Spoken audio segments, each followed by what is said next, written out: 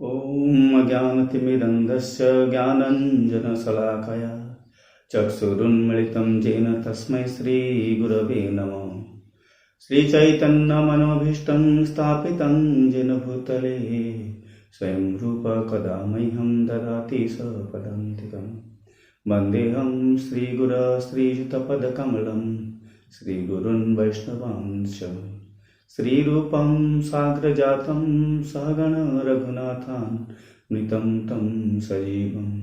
सादयितं सावधूतं परिजनसहितं कृष्णचैतन्यदेवं श्रीराधाकृष्णपादान् सहगण ललिता श्रीविशाखान्वितांश्च। नमो विष्णुपादाय कृष्णपृष्ठाय भूतले श्रीमते भक्तिवेदान्त स्वामिनिति नामिने। नमस्ते सरस्वते देवे गौरवाणी प्रचारिणे निर्विशेष शून्यवादी पाश्चात्यदेशतारिणे वंशाकल्पतरुभ्यश्च कृपा सिन्धुभ्यैव च पतितानां पावनेभ्यो वैष्णवेभ्यो नमो नमः। हे कृष्ण करुणा सिन्धो दीनबन्धो जगत्पते गोपेश गोपिकान्त राधाकान्त नमस्तुते। तप्त काञ्चन गौराङ्गे राधे वृन्दावनेश्वरी वृषभानुसुते देवी प्रणमामि हरिप्रिये। नीलाचल निवासाय नित्याय परमात्मने बलभद्र सुभद्राभ्यां जगन्नाथाय ते नमो नमः। जय श्री कृष्ण चैतन्य प्रभु नित्यानंद श्री अद्वैत गदाधर शिवासादि गौर भक्तवृंद। हरे कृष्ण कृष्ण कृष्ण हरे हरे हरे राम राम राम हरे हरे। ओम नमो भगवते वासुदेवाय। ओम नमो भगवते वासुदेवाय।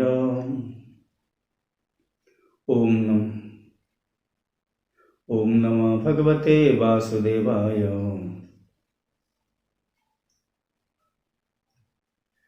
नारायण नमस्कृतं नरं चैव नरोत्तमं देवीं सरस्वतीं व्यासं ततो जयमुदीरये। नष्टप्रायेषु भद्रेषु नित्यं भागवत सेवया भगवतीरुत्तमश्लोके भक्तिर्भवति नैष्टिकी। मुखरं करोति वाचालं पङ्गुलङ्घ्यजते गिरिं यत्कृपातमहं वन्दे परमानन्दमाधव। हरे कृष्ण। तो आम विगत सप्ताह श्रीमद भागवतम संबंध में संक्षेप आलोचना करथिले। तो यही सप्ताह में भागवत कथा पर टिके आलोचना करबा। पूर्वर गोटे विधान रही जो जगह भी श्रीमद भागवतम कथा आलोचना हुए, भागवत कथा वर्णन हुए, सेठी सर्वप्रथमे भागवत महात्म्य वर्णन करा जाए। बिना भागवत महात्म्य रे भागवत कथा संपूर्ण हो पारिबो नहीं। तो आमे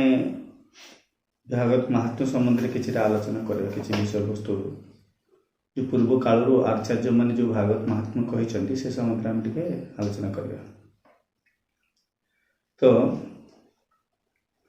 आम समस्त जानू जे ये भागवत को विशेषकर बहु स्थान रे बहु बार सृष्टि प्रारंभ विभिन्न स्थान रे विभिन्न जगह रे भागवत को वर्णन करा जायछि। महान मुनि ऋषि मान से भागवत को श्रवण करछंती। किंतु आमे प्रसंग को आरंभ करे कोटु जेतबेले सौनकादि ऋषि माने ए कलिजुग प्रारंभ होइतिला सेतले से सौनकादि ऋषि माने ए कलिर प्रभाव को प्रतिरोध करिया पई जो कली तार प्रभाव विस्तार कर चली से प्रभाव को प्रतिरोध करिया पई सौनका ऋषि माने कौन करछंती चिंता करछंती जे आमे गोटे विशाल गोटे यज्ञ अनुष्ठान करबा।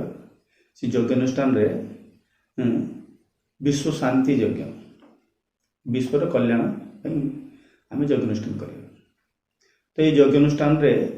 सौनकादि ऋषि माने एवं ताक संगे 10,000 ऋषि माने समस्ते एकत्र होती मिसिक सब यज्ञ अनुष्ठान चली। तो बहु काल पर्यंत ये यज्ञ अनुष्ठान करी चली किंतु यज्ञ करिया परे मध्य ସେମାନେ ଦେଖୁଛନ୍ତି ଯେ ସେ ଯଜ୍ଞର କିଛି ବିଶେଷ ପ୍ରଭାବ ମିଳୁନାହିଁ କିମ୍ବା କଳି ଯୁଗରେ କଳିର ଯେଉଁ ପ୍ରତିରୋଧ କରିବା ପାଇଁ ଯେଉଁ ପ୍ରୟାସ କରିଛନ୍ତି ସେଥିରେ କିଛି ବିଶେଷ କିଛି ପ୍ରଭାବ ବିସ୍ତାର ହେଇପାରୁ ନାହିଁ। ତ ସେମାନେ ଚିନ୍ତିତ ହୋଇକି ରହିଛନ୍ତି, ଯଜ୍ଞ ଅନୁଷ୍ଠାନ ତ ଚାଲିଛନ୍ତି। ତ ଏହି ସମୟରେ ହଠାତ୍ କ'ଣ ହେଇଛି, ସେଠି ସେଇ ନୈମିଷାରଣ୍ୟ କ୍ଷେତ୍ରରେ ହଠାତ୍ ସୁତ ଗୋସ୍ୱାମୀ ନାମକ ଜଣେ ଋଷି ଆସି ଉପସ୍ଥିତ ହେଲେ। ତ ସୁତ ଗୋସ୍ୱାମୀଙ୍କୁ ଯେତେବେଳେ ସୌନକାଦି ଋଷିମାନେ ଦର୍ଶନ କଲେ, ସେମାନେ ଅତ୍ୟନ୍ତ ଶ୍ରଦ୍ଧାର ସହିତ ଆନନ୍ଦପୂର୍ବକ ତାଙ୍କୁ ଦଣ୍ଡବତ ପ୍ରଣତି ନିବେଦନ କଲେ ଏବଂ ତାଙ୍କୁ ପ୍ରଣାମ ଜଣେଇକି ଗୋଟେ ଉଚ୍ଚ ସିଂହାସନରେ ଆସିକି ତାଙ୍କୁ ବସେଇଲେ, ସ୍ୱାଗତ କଲେ ଏବଂ ସିଂହାସନରେ ବସେଇକି ସେଠି ସୌନକାଦି ଋଷିମାନେ ତାଙ୍କୁ ବନ୍ଦନ କରୁଛନ୍ତି ଯେ ହେ ମୁନିବର, ଆପଣ ହେଉଛନ୍ତି ଅତ୍ୟନ୍ତ ଜ୍ଞାନ ପ୍ରବୀଣ, ବେଦ ଶାସ୍ତ୍ରରେ ଆପଣ ପ୍ରବୀଣ ଏବଂ ଆପଣ ଭଳି ମୁନିମାନଙ୍କର ସ୍ୱାଗତ ଯେଉଁଠିକି ହୁଏ ସେଇଠି ନିଶ୍ଚିତ ରୂପରେ ଏ ଜଗତର କଲ୍ୟାଣ ସାଧିତ ହୋଇଥାଏ। ଆପଣ ବ୍ୟାସଦେବଙ୍କ ଠାରୁ ଏହି ସମସ୍ତ ବୈଦିକ ଶାସ୍ତ୍ର ଶ୍ରବଣ କରିଛନ୍ତି, ଗୁରୁଜନମାନଙ୍କ ଠାରୁ ସମସ୍ତ ବୈଦିକ ଶାସ୍ତ୍ର କରିଛନ୍ତି। ଆପଣ ସମସ୍ତ ଉପନିଷଦ, ବେଦ, ପୁରାଣ ଏ ସମସ୍ତ ଜିନିଷର ଜ୍ଞାତ୍ୱା। ତେଣୁକରି ଯେହେତୁ ଆମେ ଏଇଠି ବହୁ କାଳ ଧରି ଏଇ ମାନବ କଲ୍ୟାଣ ଯଜ୍ଞ କରି ଚାଲିଛୁ, କିନ୍ତୁ ଏହି କଲ୍ୟାଣର ଯଜ୍ଞ କିଛି ବିଶେଷ ଫଳପ୍ରଦ ହୋଇପାରୁନାହିଁ। ତେଣୁକରି ଦୟାକରି ଆପଣ ଆପଣଙ୍କ ନିଜର ଶ୍ରୀମୁଖରୁ ଏ ମାନବ କଲ୍ୟାଣ ଅର୍ଥେ ବାସ୍ତବରେ କିଭଳି ଭାବରେ ଏ ଜଗତର କଲ୍ୟାଣ ହେଇପାରେ, ସାଧିତ ହେଇପାରିବ ଏବଂ କଳିର ପ୍ରଭାବରୁ ଏ କଳିଯୁଗର ମନୁଷ୍ୟମାନଙ୍କୁ ଉଦ୍ଧାର କରାଯାଇପାରିବ, କିଭଳି ଭାବରେ ସେମାନଙ୍କର ମୁକ୍ତି ଲାଭ କରିପାରିବେ ଏ କଳିର ବ୍ୟକ୍ତିମାନେ,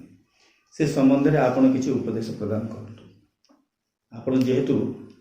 ସର୍ବଜ୍ଞ, ତେଣୁ ଆପଣ ଏସବୁ ସମ୍ବନ୍ଧରେ ଆମକୁ ଉପଦେଶ ପ୍ରଦାନ କରନ୍ତୁ ଏବଂ ଆପଣଙ୍କର ଉପଦେଶ ଅନୁସାରେ ଆମେ ଏ ଯଜ୍ଞର ପୂର୍ଣ୍ଣାହୁତି ଆମେ କରିବୁ। ତ ଯେତେବେଳେ ଏଭଳି ବିଭିନ୍ନ ସ୍ତୁତିରେ ସୁତ ଗୋସ୍ୱାମୀ, ସୌନକାଦି ଋଷିମାନେ ସୁତ ଗୋସ୍ୱାମୀଙ୍କୁ ବନ୍ଦନ କଲେ ଏବଂ ତାଙ୍କୁ ପ୍ରାର୍ଥନା କଲେ ତାଙ୍କଠାରୁ କିଛି ଶୁଣିବା ପାଇଁ। ଯେତେବେଳେ ସୌନକାଦି ଋଷି ସୁତ ଗୋସ୍ୱାମୀ ଅତ୍ୟନ୍ତ ପ୍ରସନ୍ନ ଚିତ୍ତରେ, ଆନନ୍ଦ ଚିତ୍ତରେ କହିଲେ ଯେ ବହୁତ ବହୁତ ଧନ୍ୟବାଦ,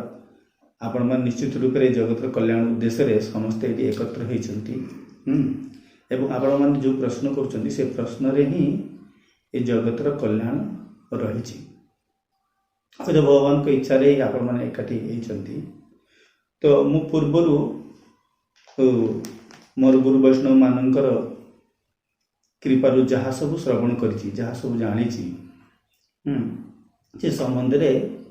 ମୁଁ ନିଶ୍ଚୟ ଆପଣମାନଙ୍କୁ ବର୍ଣ୍ଣନ କରିବି। ତ ଏଇଭଳି କହି ସୁତ ଗୋସ୍ୱାମୀ ସେ ସର୍ବପ୍ରଥମେ ନିଜର ଗୁରୁଦେବଙ୍କୁ ବନ୍ଦନ କଲେ, ଗୁରୁଦେବଙ୍କୁ ବନ୍ଦନ କଲେ ଏବଂ ଭଗବାନ ଶ୍ରୀକୃଷ୍ଣଙ୍କୁ ବନ୍ଦନ ସ୍ତୁତି ବନ୍ଦନାଦି କଲେ। ବନ୍ଦନାଦି କରି କହିଲେ ଯେ ମୁଁ ବର୍ତ୍ତମାନ ଆପଣମାନଙ୍କୁ ଶ୍ରୀମଦ ଭାଗବତ ଗ୍ରନ୍ଥ ସମ୍ବନ୍ଧରେ କହିବି। ଯେଉଁ ଭାଗବତ ଗ୍ରନ୍ଥ, ଭାଗବତରେ ଏ ଜଗତର କଲ୍ୟାଣ ସାଧିତ ହେଇପାରିବ। କାହିଁକି ହେଇପାରିବ? ଯେହେତୁ ଏ ଭାଗବତ ଗ୍ରନ୍ଥରେ, ଭାଗବତ ଗ୍ରନ୍ଥ ଯେତେବେଳେ ପରୀକ୍ଷିତ ରାଜା ତାଙ୍କ ଜୀବନରେ ମହାନ ବିପଦରେ ପଡ଼ିଥିଲେ, ପରିସ୍ଥିତିରେ ପଡ଼ିଥିଲେ, ଯେତେବେଳେ କେବଳ ମାତ୍ର 7 ଦିନ ମଧ୍ୟରେ ହିଁ ପରୀକ୍ଷିତ ରାଜାଙ୍କର ମୃତ୍ୟୁ ହେବାର ଯେଉଁ ଅଭିଶାପ ତାଙ୍କୁ ମିଳିଥିଲା, ସେହି ସମୟରେ ପରୀକ୍ଷିତ ରାଜା ବହୁ ପ୍ରୟାସ କରିଛନ୍ତି, ବହୁ ସାଧୁ ସନ୍ତକୁ ଡାକିକି ଏ 7 ଦିନ ମଧ୍ୟରେ କିଭଳି ଭାବରେ ଆମେ ଜଗତର ବନ୍ଧନରୁ ମୁକ୍ତ ହୋଇ ଭଗବାନଙ୍କ ଚରଣରେ ଆଶ୍ରୟ ଲାଭ କରି ଏ ସମ୍ବନ୍ଧରେ ସମସ୍ତଙ୍କୁ ପ୍ରଶ୍ନ ପଚାରିଛନ୍ତି, କିନ୍ତୁ କେହି ବି ତାଙ୍କର ଯଥାର୍ଥ ଉତ୍ତର ଦେଇପାରିନଥିଲେ ଏବଂ ନାରଦ ମୁନିଙ୍କର ପରାମର୍ଶରେ ଅନ୍ତିମେ ସୁଖଦେବ ଗୋସ୍ୱାମୀ ବୋଲି ଜଣେ ମୁନି, ଯିଏକି ସେ ପରୀକ୍ଷିତଙ୍କର राजसभा आसी उपस्थित होते एवं परीक्षित को से उपदेश कले जे केवल मात्र श्रीमद भागवतर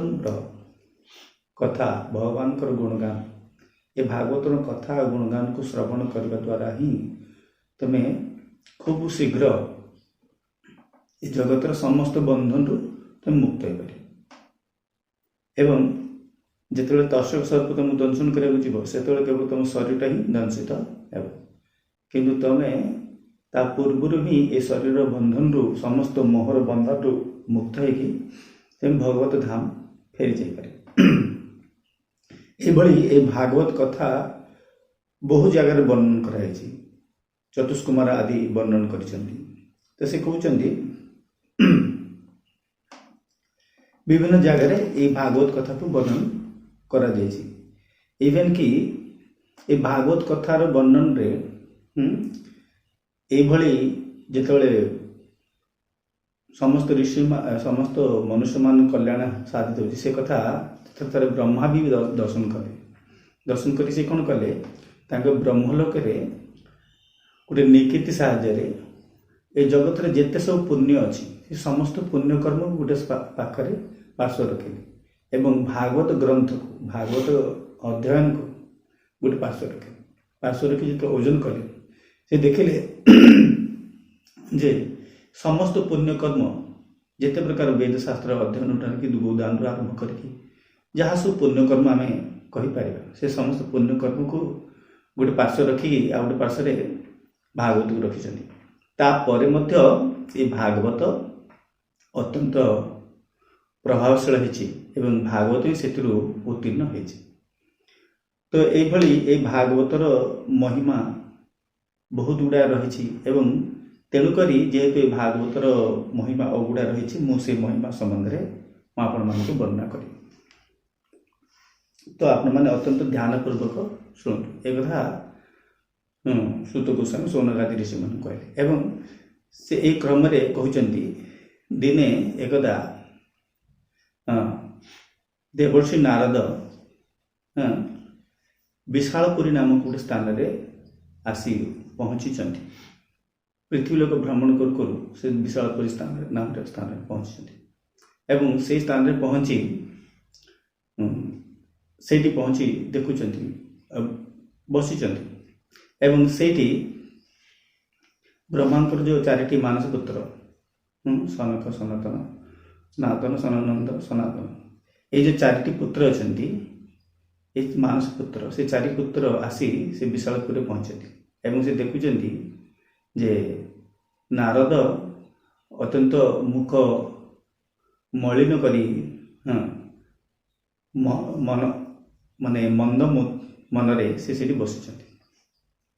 एवं सनकादि ऋषि मैंने नारद को पचारे जे तमें एते दुखग्रस्त हो कहीं बसीच तुम तो मन मुखरे हस देखा जाऊनी एवं तुम भली ऋषि जे कि सर्वदा समस्त जगतर मोह बंधन मुक्त रहे जे भगवत वाणी प्रचार करे जे सब जगत रे आनंद वितरण करे जगत को शिक्षा प्रदान करे से भली मुनि आपणकर मुखरे ये दशा कहीं एमती कहीं मुह सुखेकी बसी यहाँ तो आपको शोभा पाऊना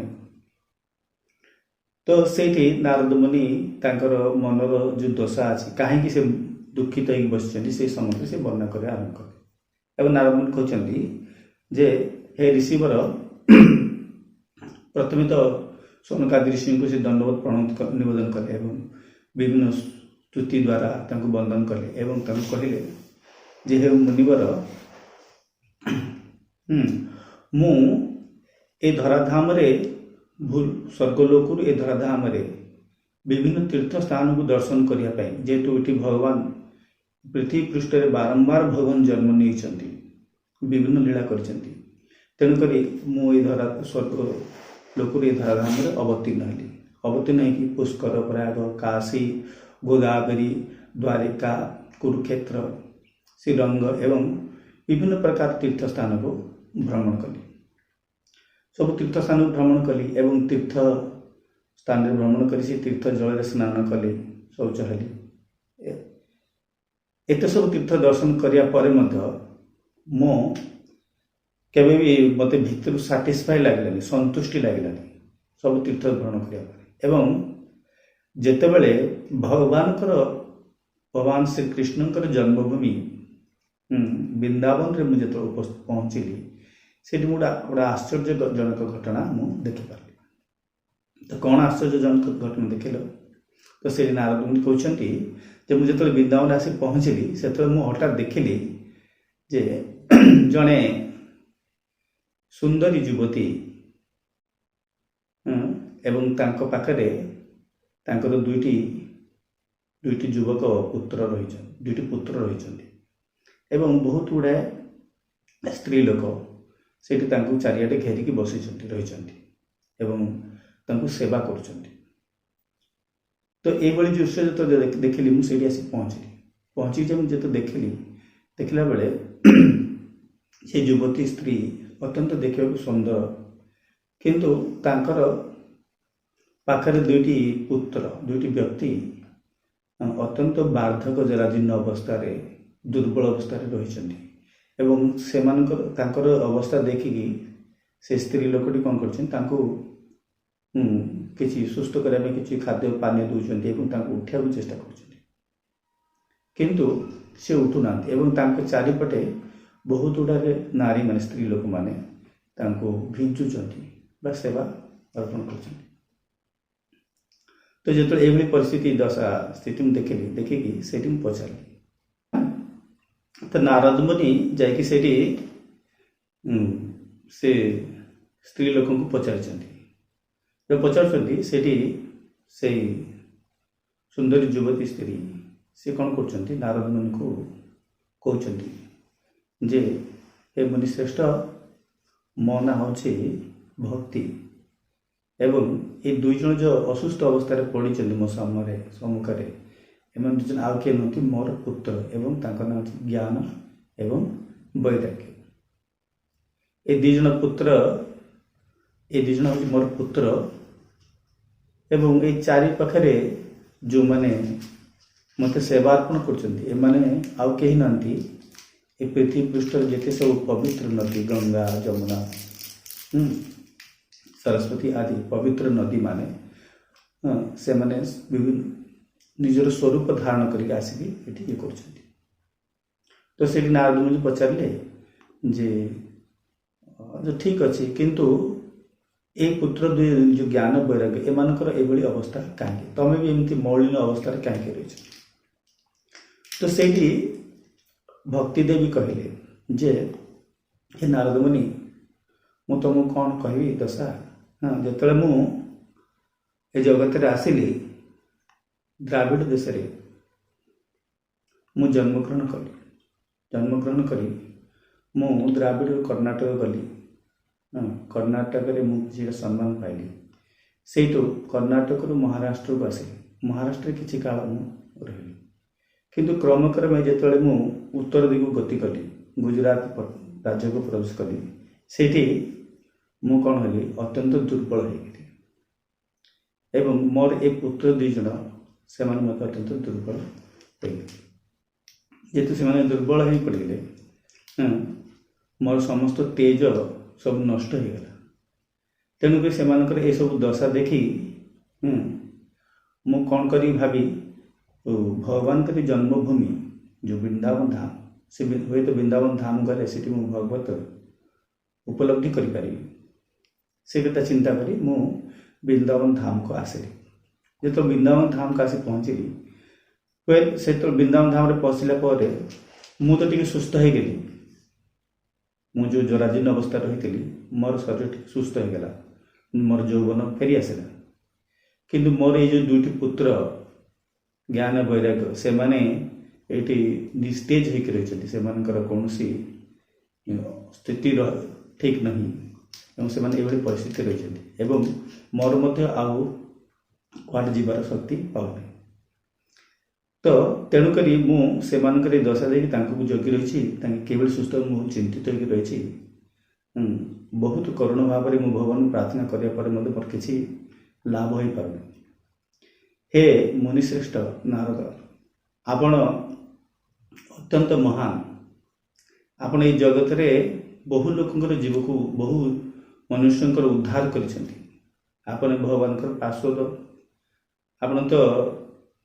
ଧ୍ରୁବ ମହାରାଜକୁ ଶିକ୍ଷା ପ୍ରଦାନ କଲେ, ଉଦ୍ଧାର କଲେ, ପ୍ରହ୍ଲାଦଙ୍କୁ ଉଦ୍ଧାର କରିଥିଲେ। ଏଭଳି ଭାବରେ ଆପଣଙ୍କ ଜୀବନରେ ବହୁତ ସାଧୁ ଜୀବମାନଙ୍କୁ ଉଦ୍ଧାର କରିଛନ୍ତି, କଲ୍ୟାଣ କରିଛନ୍ତି ଏବଂ ଆପଣ ସଦୈବ ଭଗବତ ସେବାରେ ନିଯୁକ୍ତ ହୋଇକି ରତ ହୋଇକି ଥାନ୍ତି ଏବଂ ଆପଣଙ୍କ ଭଳି ମୁନିମାନଙ୍କର ଦର୍ଶନରେ ନିଶ୍ଚିତ ମନୁଷ୍ୟ ଜୀବନର ସମସ୍ତ କଷ୍ଟ ଦୂର ହୁଏ। ତେଣୁକରି ମୁଁ ଆପଣଙ୍କୁ ଅତ୍ୟନ୍ତ ବିନମ୍ର ହୋଇ ପ୍ରାର୍ଥନା କରୁଛି ଯେ ଏ ନାରଦ ମୁନି ଶ୍ରେଷ୍ଠ, ମୋର ଯେ ଏଇଭଳି ଦଶା, ମୁଁ ଯେଉଁ ପରିସ୍ଥିତିରେ ଅଛି ସେ ଦଶାରୁ ମୁଁ କେମିତି ଉଦ୍ଧାର ପାଇବି, ମୋର ଏ ପୁତ୍ରମାନେ କିଭଳି ସୁସ୍ଥ ଲାଭ କରେ, ଦୟାକରି ଆପଣ ଆମକୁ କିଛି ମାର୍ଗ ପ୍ରଦର୍ଶନ କରନ୍ତୁ। ତ ଏଇଭଳି ଯେତେବେଳେ ଭକ୍ତି ଦେବୀ ନାରଦ ମୁନିଙ୍କୁ ତାଙ୍କର ନିଜର ଦାରୁଣ ଅବସ୍ଥାକୁ ବର୍ଣ୍ଣନ କରି ତାଙ୍କୁ ଯେତେବେଳେ ପ୍ରାର୍ଥନା କରିବା ଆରମ୍ଭ କଲେ, ନାରଦ ମୁନି ମନେ ମନେ ଚିନ୍ତନ କରିବା ଲାଗିଲେ ଏବଂ ମନେ ମନେ ସେ ଚିନ୍ତନ କରି ସେ ଜାଣିବାକୁ ଚେଷ୍ଟା କଲେ ଯେ କେଉଁ କାରଣରୁ ସେ ଏଭଳି ପରିସ୍ଥିତିରେ ପଡ଼ିଛନ୍ତି ଏବଂ ସେ ମନେ ମନେ ଚିନ୍ତନ କରି ସେ ବୁଝିପାରିଲେ ଏବଂ କାରଣ ବୁଝିପାରି ସେ ତାଙ୍କୁ କହିବାକୁ ଲାଗିଲେ ଯେ ଦେଖ ଭକ୍ତି ଦେବୀ, ତୁମେ ସଦା ସର୍ବଦା ଭଗବାନଙ୍କର ଅତ୍ୟନ୍ତ ପ୍ରିୟସୀ। ପୁରାତନ କାଳରୁ ସୃଷ୍ଟିର ଆରମ୍ଭରୁ ହିଁ ତମେ ଭଗବାନଙ୍କର ଅତ୍ୟନ୍ତ ପ୍ରିୟ। ଯଦିଓ ପୂର୍ବ ଯୁଗରେ ଭଗବାନଙ୍କୁ ଲାଭ କରିବା ପାଇଁ ବିଭିନ୍ନ ମୁନି ଋଷିମାନେ ଧ୍ୟାନ ତପସ୍ୟା ଆଦି କରୁଥିଲେ, କିନ୍ତୁ ବିଶେଷ କରି ଏ କଳିଯୁଗରେ କେବଳ ତମେ ହିଁ ଜୀବମାନଙ୍କର ଉଦ୍ଧାରର କାରଣ ଏବଂ ଭକ୍ତିକୁ ଗ୍ରହଣ କଲେ ହିଁ ଭଗବାନ ତାଙ୍କ ଉପରେ ସନ୍ତୁଷ୍ଟ ହୁଅନ୍ତି। ଯିଏ ଭକ୍ତିକୁ ଧାରଣ ନ କରେ ସେ କଳିଯୁଗରେ କେବେ ଭଗବାନଙ୍କୁ ଲାଭ କରିପାରେ ନାହିଁ। ତାପରେ ବି ତମେ ନିଜେ ଏତେ ନିଜକୁ ଦୁର୍ବଳ କାହିଁକି ମନେ କରୁଛ? ତମେ ନିଶ୍ଚିତ ହୁଅ, ଭଗବାନ ପରମପୁରୁଷ ଭଗବାନ ଯିଏକି ସଦୈବ ତୁମକୁ ନିଜ ପାଖରେ ରଖନ୍ତି, ସେ ତମର ନିଶ୍ଚିତ କଲ୍ୟାଣ କରେ। ତ ଏଇଭଳି ଭାବରେ ନାରଦ ମୁନି ଭକ୍ତିର ଗୁଣଗାନ କଲେ। କିଭଳି ଭାବରେ ଭକ୍ତି ଯୋଗ ମାଧ୍ୟମରେ ଏ କଳିଯୁଗରେ ଅତି ସହଜରେ ଏ ଜଗତର କଷ୍ଟରୁ ଉଦ୍ଧାର ପାଇଯିବ, ଭଗବତ ଧାମରୁ ଉଦ୍ଧାର ପ୍ରାପ୍ତ ହୋଇପାରେ, ସେ ସମ୍ବନ୍ଧରେ ବର୍ଣ୍ଣନା କଲେ। ସେ ନାରଦ ମୁନି ବିଭିନ୍ନ ମାଧ୍ୟମରେ ବର୍ଣ୍ଣନା କରି କହିଲେ ଯେ ଭକ୍ତି ହିଁ କେବଳ ମାତ୍ର ଗୋଟେ ମାଧ୍ୟମ, ତୁମେ ହିଁ ଗୋଟେ ମାଧ୍ୟମ ଯାହା ମାଧ୍ୟମରେ ଏ କଳିଯୁଗର ମନୁଷ୍ୟ ଜଗତରୁ ଉଦ୍ଧାର ପାଇବ, ତା ଛଡ଼ା ଅନ୍ୟ କୌଣସି ଗତି ନାହିଁ। ତମେ ଭଗବାନଙ୍କ ଅତ୍ୟନ୍ତ ପ୍ରିୟସୀ, ତାପରେ ବି ତମେ ଏଭଳି ଅସୁସ୍ଥ ହେଇକି ନିଜକୁ ଦୁର୍ବଳ ମନେ କରୁଛ। ତ ଯେତେବେଳେ ଭଗବାନ ନାରଦ ମୁନିଙ୍କର ମୁଖରୁ ଭକ୍ତି ଦେବୀ ନିଜେ ନିଜର ଗୁଣଗାନ ଶ୍ରବଣ କଲେ, ନିଜର ବର୍ଣ୍ଣନା ଶ୍ରବଣ କଲେ, ସଙ୍ଗେ ସଙ୍ଗେ ତାଙ୍କର ଏଇ ଯେଉଁ ଶରୀର ଯେଉଁ ମଳିନ ହେଇଥିଲା ସେ ମଳିନ ଶରୀର ଅତ୍ୟନ୍ତ ତେଜ ଜାଗ୍ରତ ହେଲା ଏବଂ ଅତ୍ୟନ୍ତ ସେ ସୁସ୍ଥ ଅନୁଭବ କଲେ। ଅନୁଭବ କରି ସେ କହିଲେ, ଦେଖ ଏ ନାରଦ ମୁନି ଶ୍ରେଷ୍ଠ, ଆପଣ ଏତେ ସୁନ୍ଦର ଭାବରେ ମୋର ଗୁଣଗାନ କଲେ, ମୋର ବର୍ଣ୍ଣନ କଲେ, ଯାହାଫଳରେ ମୁଁ ନିଜକୁ ଅତ୍ୟନ୍ତ ସୁସ୍ଥ ମନେ କରୁଛି, ସତେଜ ମନେ କରୁଛି। କିନ୍ତୁ ମୋର ଏଇ ଯେଉଁ ପୁତ୍ର 2 ଜଣ ଅଛନ୍ତି, ସେ ପୁତ୍ର 2 ଜଣଙ୍କର କ'ଣ ଦଶା ହେବ? ଜ୍ଞାନ ବୈରାଗ୍ୟର କ'ଣ ଦଶା ହେବ? ସେମାନଙ୍କୁ ତ ମୁଁ ଯେତେ ଚେଷ୍ଟା କଲେ ମୁଁ ତାଙ୍କୁ ଠିକ୍ କରିପାରୁ ନାହିଁ। ତ ଯେତେବେଳେ ପୁତ୍ରମାନଙ୍କର ବିଷୟରେ ଏଇଭଳି ନାରଦ ମୁନି ବର୍ଣ୍ଣନ କରୁଛନ୍ତି, ଭକ୍ତି ଦେବୀ କହୁଛନ୍ତି ତାଙ୍କର ଦଶା କହୁଛନ୍ତି, ନାରଦ କହୁଛନ୍ତି ଠିକ୍ ଅଛି, ମୁଁ କିଛିଟା ପ୍ରୟାସ କରେ। ତ ସେଇ କଥା ଶୁଣି ନାରଦ ମୁନି ସେ ପୁତ୍ର 2 ଜଣଙ୍କୁ ଜ୍ଞାନ ଏବଂ ବୈରାଗ୍ୟକୁ ସୁସ୍ଥ କରିବା ପାଇଁ, ଜାଗ୍ରତ କରିବା ପାଇଁ ସେ କ'ଣ କଲେ, ବିଭିନ୍ନ ପ୍ରକାର ବେଦ ମନ୍ତ୍ର ଉଚ୍ଚାରଣ କଲେ, ବ୍ରହ୍ମ ଗାୟତ୍ରୀ ଉଚ୍ଚାରଣ କଲେ, ତା ସଙ୍ଗେ ସଙ୍ଗେ ଏ 4ଟି ବେଦକୁ ପାଠ କରିବା ଆରମ୍ଭ କଲେ ଏବଂ ବିଭିନ୍ନ ଉପନିଷଦ ମନ୍ତ୍ର, ପୁରାଣ, ତା ସଙ୍ଗେ ସେ ଭଗବତ ଗୀତାର ବାଣୀ ଶ୍ଲୋକ ଯାହା ଭଗବାନ କୁରୁକ୍ଷେତ୍ରରେ ବର୍ଣ୍ଣନା କରିଛନ୍ତି, ସେ ସବୁଗୁଡ଼ାକ ଉଚ୍ଚାରଣ କରିବାକୁ ଲାଗିଲେ ଏବଂ ତାଙ୍କ କାନରେ ଯାଇକି ଚିତ୍କାର କରି ଉଠିବାକୁ ଚେଷ୍ଟା କଲେ ସେ ଜ୍ଞାନ ବୈରାଗ୍ୟ। କିନ୍ତୁ ଏତେ ସବୁ କରିବା ପରେ ମଧ୍ୟ ସେ ଯାହା ସବୁ ଉପଚାର କଲେ, ବହୁତ ପ୍ରୟାସ ଯେତେବେଳେ କଲେ ନାରଦ ମୁନି, ତ ତାଙ୍କର ପ୍ରୟାସରେ ଏଇ ଜ୍ଞାନ ବୈରାଗ୍ୟ ଯେଉଁ ଅଚେତ ହେଇକି ପଡ଼ିଥିଲେ से माने चेतना पाइले, अर्थात जो मूर्छित अवस्था से चेतना पाइले। चेतना पाई से बहु कष्ट उठिकी बसिବାକୁ चेष्टा कले ज्ञान युगरे, किंतु उठिक बसिले किंतु तांको भितरे आउ तांकर कोनोसी शक्ति देखिବାକୁ मिलु नाही, तांको भितरे कोनोसी एनर्जी नाही जे से उठी परिबे, दुर्बल होइछे एवं आखि ते मनकर खोलु नाही, निद्रा रे जर्जरित होई गरि छथि। तो एई भली जे परिस्थिति जो देखिले, देखि नारद मुनि कहउछन्ती जे तमे काहे केमती अवस्था रहिछ। तो से ज्ञान वैराग्य कहउछन्ती आम पाखरे आ कोनोसी शक्ति नाही, आमे बहुत चेष्टा आपन आम जा मूर्छित अवस्था तो सचेतन पाइलु, किंतु वर्तमान आमे एठू उठिकी जीवाई कुआडे जावाई आमर कौन शक्ति नहीं। तो पुणी नारद मुनि बहुत चिंतित हो, बहुत कष्ट कथा, मुस्किल विषय। तो कि भाव में ये कर, तो से नारद मुनि चिंता कले ठीक अच्छे मु यार मार्ग आपन तुमर कल्याण मार्ग संधान करने मत भगवत चिंतन को जीव पड़ो ध्यान करा पड़ो। तो से नारद मुनि आखि दुईटी बंद कर अत्यंत ध्यानमग्न अवस्था बस ध्यान करने आरंभ कर भगवान को ध्यान करने जो ध्यान मग्न अवस्था पहुंचती से ध्यान करू करू हठात आकाश लोकरू गोटे आकाशवाणी है। आकाशवाणी कौन है? आकाशवाणी है जे हे नारद तमें जदि ज्ञान वैराग्य ये दुईटी भक्तिर दुईटी पुत्र ज्ञान वैराग्य जदि प्रकृत कल्याण करने चाहूच उद्धार करने चाहूच तो तुमको कौन करा पड़ो जे तुमको गोटे सत्कर्म करा पड़ो, सत्कार्य करा पड़ो एवं तुम एमती गोटे सत्कर्म कर जो सत्कर्म साहाय्य तुम ज्ञान भक्तिर दुईटी पुत्र ज्ञान वैराग्य सुस्थ हो उठे एवं ता संगे संगे जगतर मध्य कल्याण साधित हो पारे। तो जिते आकाशवाणी नारद को शुणा मिलला का नारद समस्त शुणा पाइले से शुणा पाइले तो सेठी संगे संगे नारद को ध्यान भग्न है भग्न ही से चिंता कले जे मत गोटे सत्कर्म करा पड़े किंतु ये सत्कर्म कि से सत्कर्म कौ सत्कर्म कले मु एमानकर कल्याण करि पारिबी। तो से कथा से चिंता कर भावुंट जे आकाशवाणी तो है ठीक किंतु मु सठिक भाव में ताको बुझी पारली नहीं कि भली भाव तार अर्थ कौन मर्म कौन। तो ये भाव में से चिंतित है व्यग्र है नारद मुनि भावुंट जे प्रकृति सत्कर्मटा कौन कौ सत्कर्म साहाय्य ज्ञान वैराग्य कल्याण हो पारे और जगतर कल्याण हो पारे तारकू किए मत बुझे। एक कथा भावी नारद मुनि भक्ति देव कहले ठीक अच्छे मु वर्तमान ए सत्कर्मर प्रकृत रहस्यटा कौन ताकू मु संधान करने जाऊँ तुम चिंता करना मुझे खूब शीघ्र मु पहुँची आसि तुमको निश्चय तार मार्ग प्रदान कर। तो एक कथा कही नारद मुनि से यात्रा कले कौन कले से विभिन्न लोक को यात्रा कले विभिन्न देवलोक को विभिन्न तीर्थ स्थान मान यात्रा कले बहु जगह भ्रमण करी बहुत मुनि ऋषि मान को से संबंध पचारे जो पचारुंट सब मुनि ऋषि माने जमी कथार अच्छी जेते मुनि मुनि मानकर विभिन्न मत तो समस्त विभिन्न मत दौरान किए कहते सत्कर्म कहले हूँ तो यज्ञ हो पारे यज्ञ कर किए कहते बसिक ध्यान कर किए कह गोदान कर हाँ यहाँ सत्कर्म आउ कौन सत्कर्म अच्छी किए कह पितृलोक को अर्पण कर विभिन्न प्रकार समस्ते भिन्न भिन्न कथा कहते सत्कर्म संगे कि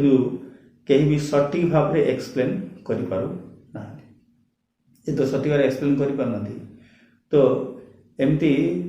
एक भावी भावी बुली बुली बुली बुली नारद मुनि जो चिंता कले जे मत किसी संधान मिलूना शेष से गोटे निर्दिष्ट स्थान मुद्रा अवस्था बसिकी से पुणी ध्यान मग्न अवस्था को आसिले ध्यान बसिले बसिक से चिंतन करा लगे जे सत्कर्मर रहस्यटा कौन मुझे जानी जो ध्यान कर बसिले से समय ध्यान अवस्था जमती कोटि सूर्य रो आलोक एका जगह हो जाए से कोटि सूर्यर आलोक एकाठी है भाई गोटे ज्योति देखागला एवं से ज्योति को जो से देखिले कले से देखिले जे ब्रह्मांकर चारिटी पुत्र ए चतुष्कुमार तांका आड़को आसुचन अत्यंत तांकर उज्ज्वल शरीर दिव्य प्रतीत होची एवं से तांकर दिव्य शरीर रे से नारद मुनि के पाखरे आसी पहुँचुचंती एवं नारद मुनि ये चतुष्कुमार को जो दर्शन कले सर्वप्रथम साक्षात दंडवत प्रणाम कले प्रणाम करी नारद मुनि चतुष्कुमार को वर्णन कर प्रार्थना कर जे हे मुनिवर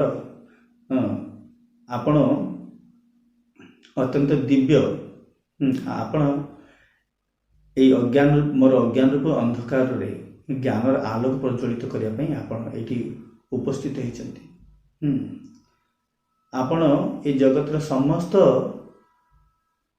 भौतिक प्रभाव मुक्त आपण देखा से मुनि श्रेष्ठ मुनि माने देखा अत्यंत बालक सदृश हेले आपण ये जगत अत्यंत पुरातन पुराण पुरुष एवं आपण माने सदैव भगवान वैकुंठ को सुगम भाव में यात्रा करते आपण से ही मुनि जे कि जिते भगवान वैकुंठ लोक यात्रा करते से आपण को जय विजय आदि द्वारपाल मैंने आपण को अटकई एवं से जय विजय को आपण अभिशाप प्रदान करते एवं से माने ए ब्रह्म भगवान वैकुंठ पतित हो जगत पतित होते एवं पुणी आपणकर परामर्श रे ही भगवान तांको ये जगत अवतीर्ण ही उद्धार करते तो आपणकर आगमन रे जगत कल्याण रही तो मोर ये जो मनदशा मु जो परिस्थिति से परिस्थिति रे मु आपण को दर्शन लाभ करी बहुत संतुष्ट होती तेणुक दयाकोरी आपण मोर ये परिस्थिति को उद्धार करूँ कौन उद्धार करूँ तो सेठी नारद मुनि तांकर जो पूर्व जहाँ सब घटना घटी ठीक भाव में ये जगत सब तीर्थ मान यात्रा करिसेंती पुणी भक्ति देव दर्शन भेटिले भक्ति देवी पुत्र मान को दशा श्रवण करते सब कथा नारद मुनि पुणी से चतुष्कुमार को वर्णन करने आरंभ कले एवं चतुष्कुमार समस्त कथा श्रवण करी स्मित हास्य कहले जे हे नारद तुम्हें तो बारंबार जगत रे बहु कल्याण करिछ तुम्हें जगतर कल्याण पाई ही भगवान तुमको जगत रे अवतीर्ण करिसेंती ता सत्वे मध्य तुम्हें ये साधारण समस्यार समाधान तुम खोजी पाई पारन कहीं एटा बड़ा आश्चर्यजनक तुम पे तो अगम्य हवा कथा नुह कहीं तुम्हें ये बारंबार ये जगत रे या इस कष्टर उद्धार तुम ऑलरेडी कर सारी तो कौन कर तुम से चतुष्कुमार कहते देख तुम चिंता कर जो तुम जमुनार तीरभूमि तुम शिष्य व्यासदेव ए जगत समस्त वेद शास्त्र ग्रंथ उपनिषद ये सब रचना करते रचना करने पर जितेबाला तांकर हृदय शांति लाभ कर नथिला असंतुष्ट होकर से थिले दुख अवस्था थिले से तो तमें ही सेठी उपस्थित होइतिल एवं तांको तांकर अशांतर कारण को बुझीतिल एवं ये भागवत ग्रंथ रूपी महान ग्रंथ को रचना कर तुम तांको परामर्श देइतिल तुमर परामर्श ही से महान भागवत ग्रंथ को व्यासदेव रचना करते से विशुद्ध शास्त्र को से रचना करते से भागवत ग्रंथ जो कि भगवान विशुद्ध गुणगान रही तुम निजे जान ये भागवत ग्रंथ जगत समस्त पापरु समस्त दुश्चिंतारू मनुष्य को जीव को उद्धार कर मुक्त कर सत्वे तुम ये सत्कर्म संबंध में आज जानिया भी विचरण करें बुलुच तो सत्कर्म कहले वास्तव में कौन सत्कर्म हूँ जगत प्रकृत श्रेष्ठ सत्कर्म हूँ कौन से मत भागवतर श्रवण करवा वर्णन करवा तो भगवान भागवत भगवान गुणगान व्यतीत ये जगत गुणगान वर्णन ताठार श्रेष्ठ सत्कर्म जगत में किसी भी नहीं जगत समस्त पुण्य गोदान तीर्थ दर्शन ମାନव कल्याण ये सबू जाक जदि आम एकत्र करवा ता सत्वे ये भगवान भागवत जो भगवान गुणगान से भगवान गुणगान भागवत अध्ययन ठारू से केवे भी श्रेष्ठ हो पारे ना। तेणुक तुम भागवत कथार आयोजन कर, जदि भागवत कथार आयोजन कर निश्चित रूप से भक्ति देवी एवं तार पुत्र माने समस्ते से भागवत कथा श्रवण कले से दुर्दशा से मुक्त पाइबे एवं सतेज हो उठे। तो चतुष्कुमार जो भाव में नारद को वर्णन कले गुणगान कले से तो नारद मुनि अत्यंत आनंद लाभ करी कहले हे मुनिवर आपण तो सुंदर परामर्श मत देले भागवत कथा कहले मोर पूर्व कथा स्मरण करदेले किंतु ये भागवत रूपी ग्रंथ को भागवत गुणगान को करिबो कि तार प्रकृत भागवत ग्रंथ को किभली भाव श्रवण करिबा दरकार तार विधिटा कौन भागवत ग्रंथ को किभली अध्ययन करा जाए एवं क्या मुखर भागवत श्रवण करिबा केते दिन भागवत श्रवण करिया द्वारा मनुष्यर कल्याण हो पारे से संबंध में आपण आम मन को कहतु एवं परामर्श दिखाँ। तो ये प्रश्न नारद मुनि चतुष्कुमार को प्रश्न पचार से कहले जे भागवत को तो नित्य पठन करने प्रयोज्य भागवत रूपी ग्रंथ को नित्यम भागवत सेवा पठन करा एवं भागवत को अत्यंत कौन पवित्र स्थान रे कौन मुनि साधुंकर संत मानकर मुखर भगवान भक्त मान मुखर अध्ययन करने दरकार।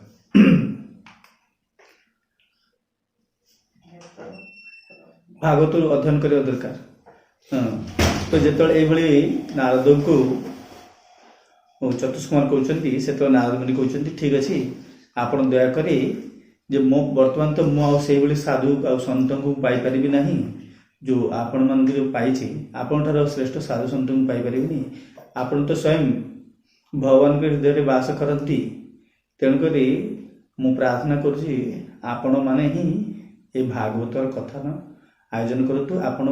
स्थान निर्धारित करतु कौ स्थान रे भागवत अध्ययन करा से जगह आम मु भागवत आयोजन करी एवं भक्ति देवी पुत्र मान से आसी पहुँची से भागवत कथा श्रवण कर। तो सेठू सनकादि ऋषि मैंने कहले तुम गोटे काम कर उत्तर भारत हरिद्वार नाम गोटे स्थान रही हरिद्वार रे तमे एकाठी हो जेहेतु हरिद्वार भगवान का अत्यंत प्रिय स्थान भगवान से बास करते हरिद्वार रे एवं से हरिद्वार अत्यंत रमणीय स्थान जोटि की बाह्य जगत कौन लोक मैंने आसी पहुँचती नहीं केवल साधु सत मैंने से हरिद्वार स्थान रे बास करती एवं से हरिद्वार रे बसिब से भागवत कथा आलोचना करिवो से नदी तीर भूमि रे भागवत श्रवण कले तमे सुंदर भाव रे भागवत आयोजन हो पारे। तो ये कथा शुणी नारद मुनि खूब आनंद लाभ कले एवं आनंद लाभ करी हरिद्वार जाई पहुँचले हरिद्वार पहुँचिकी सेठी विशाल गोटे भागवत कथार आयोजन करा भागवत सभार आयोजन करा। तो जितेबाला नारद मुनि हरिद्वार रे भागवत सेवा कथार आयोजन कर खबर चलला सेतेबेले ये खबर गोटे अग्नि भली चारिड़े जमती जंगल अग्नि लगे संगे संगे चारिड़े फैली जाए ठीक से भाई ये जगत त्रिभुवन रे ये भागवत कथा आयोजन होती नारद मुनि हरिद्वार रे भागवत कथा करुछंती एवं साक्षात चतुष्कुमार ये भागवत को वर्णन करने जाउछंती। तो ये कथा जो चारिड़े खबर पहुँचला तो ये धराधाम समस्त लोकर विभिन्न मुनि ऋषि माने भागवत कथा को श्रवण करने दौड़ी दौड़ी से मैंने आसिले समस्ते तरबल होगी आसी पहुँचले काले आरंभ हो। तो ये वर्णन रही त्रिभुवन समस्त जिते सब देवता माने थिले जिते सब मुनि ऋषि श्रेष्ठ ऋषि माने थिले से समस्त ऋषि माने तांकर निजर पुत्र संतान मानक सांगरे नहीं कि सब आसुचंती से माने केवल एकटी आसुन तांकर निज स्त्री पुत्र संतान नहीं कि आसुचंती विभिन्न विमान माध्यम रे आसुचंती एवं अत्यंत आनंद कीर्तन कर आसुचंती स्वर्ग समस्त देवता माने आसी सेठी उपस्थित होउचंती एवं ए धराधाम रे जेते सब पवित्र नदी माने अछंती गंगा नदी गोदावरी नदी सरस्वती नदी जमुना नदी से समस्त नदी माने मध्य रूप मनुष्य रूप धारण करी से माने आसी सेठी पहुंचुचंती एवं जेते सब महान पर्वत श्रेणी रही विंध्य पर्वत हिमालय पर्वत से पर्वत रही से पर्वत माने मध्य विभिन्न रूप धारण करी आसुचन एवं समस्त पुण्य कर्म माने गोदान जिते सब पुण्य कर्म माने से पुण्य कर्म माने मध्य विभिन्न रूप धारण करछंती धारण करी आसी पहुंचुचंती तो चारियाडे गोटे विशाल खबर फैली जाइए जे नारद मुनि भागवत कथा करूछंती चतुष्कुमार भागवत कहबे तेणुकर चल जीव तो बाकी जो माने बंची गले से मानकु समस्त को डकरा करागला किसी लोक निजे निज निजर पळे आसी पहुँच कर निज खुशी आ किसी लोक भी निमंत्रण जनईकि अणागला आणिकी समस्त सेठी पहुँचले एवं स्वर्गर देवता माने आसिकी सेठी के पुष्पवृष्टि करूछंती गंधर्व माने आसिकी सेठी निजर वाद्य गान करुछंती भक्त माने कळ कोट्टाळ बजेकी कीर्तन करुछंती शंख ध्वनि चली हरिध्वनि चली ते भली भाव में बहु आडंबर रे से भागवत को आयोजन करागला एवं चतुष्कुमार को गोटे उच्च सिंहासन प्रदान करागला से सिंहासन रे चतुष्कुमार उपस्थित रहे एवं से पास भागसभा जेते सबू ब्रह्मचारी मुनि ऋषि श्रेष्ठ व्यक्ति मान से माने गोटे पार्श्वर बसले सम्मुख बसले एवं जेते सब लोकपाल माने दिगपाल माने से सब गोटे जगह बसिले एवं समस्त तीर्थ स्थान तीर्थ जो पवित्र नदी माने से गोटे स्थान बसिले एमती एवं नारी माने मते गोटे स्थान बसिले एभली भाव सुंदर भाव में से सभा का आयोजन करागला विभिन्न पुष्पर सुगंध रे जर्जरित कर दियागला एवं चारियाडे साजसज्जा करागला जेमती सुगम भाव में समस्ते भागवत कथा आलोचना करें एवं नारद मुनि से प्रमुख ही श्रोता है बसिले एवं चतुष्कुमार भागवत वक्ता है बसिले चतुष्कुमार भागवत वक्ता है तो चतुष्कुमार जो बस नारद मुनि कहते जे हे मुनिश्रेष्ठ वर्तमान ये जगत समस्त पवित्र आत्मा ने पुण्य आत्मा माने समस्त त्रिभुवन समस्त पुण्य आत्मा माने साक्षात ए धराधाम आसिकी ए सभा आसिक उपस्थित होती आउ कहीं बाकी ना तेणुक ये पुण्य समय जी समस्ते पहुँची दयाकोरी आपण ये भगवान भागवतर गुणगान को वर्णन करवा आरंभ कर तो से चतुष्कुमार कहले ठीक अच्छे तो समस्त सभार उपस्थित होगा से चतुष्कुमार कहले जे भागवत प्रारंभ करने को आम जाऊँ समस्ते हरिध्वनि सहित भागवत आरंभ कर किंतु भागवत आरंभ करने पूर्व प्रथम समस्ते भागवतर महिमा को वर्णन कर भागवत जी केते महान तार संबंध में वर्णन करूँ तार चरित्र वर्णन करूँ तापर पुणी सुखदेव गोस्वामी किभली भाव में परीक्षित राजा को भागवत कथा कही उद्धार करते से संबंध में वर्णन करूँ तो ये भाव में चतुष्कुमार भागवत कथा को वर्णन कले एवं भागवत महिमा को वर्णन करने को आरंभ करते तो आम आसंता काली पुणी जो योगदान करवा क्लास रे जे चतुष्कुमार किभली भाव में भागवत महिमा को वर्णन कले कि चरित्र मान भागवत महिमा संबंध कही से संबंध प्रसंग में आलोचना कर भागवत क्रम को हरे कृष्ण वंशाकल्पतरुभ्यश्च कृपा सिन्धुभ्यश्च पतितानां पावनेभ्यो वैष्णवेभ्यो नमः हरे कृष्ण।